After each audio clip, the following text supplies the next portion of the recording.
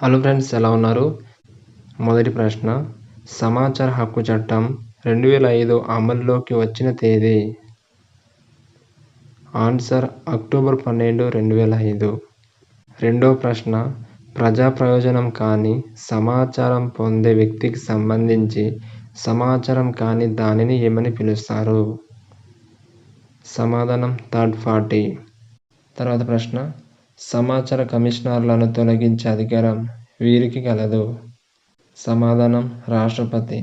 తర్వాత ప్రశ్న, రాష్ట్ర సమాచార కమిషన్ సభ్యుల ఎంపిక కమిటీలో లేనివారు? సమాధానం స్పీకర్. ఐదవ ప్రశ్న, జాతీయ మానవ హక్కుల కమిషన్ ఏర్పాటైన సంవత్సరం? సమాధానం 1993 అక్టోబర్ 12. నెక్స్ట్ క్వశ్చన్, జాతీయ మానవ హక్కుల కమిషన్లో ఉండాల్సిన మొత్తం సభ్యుల సంఖ్య? 1+3. నెక్స్ట్ క్వశ్చన్, రాష్ట్ర మానవ హక్కుల కమిషన్ సభ్యుల ఎంపిక కమిటీలో పాల్గొనే మంత్రి? సమాధానం హోంశాఖ మంత్రి. నెక్స్ట్ క్వశ్చన్, జాతీయ స్థాయిలో మానవ హక్కుల కమిషన్ సభ్యుల ఎంపిక కోసం ఏర్పాటు చేసిన హై పవర్ కమిటీ అధ్యక్షులు?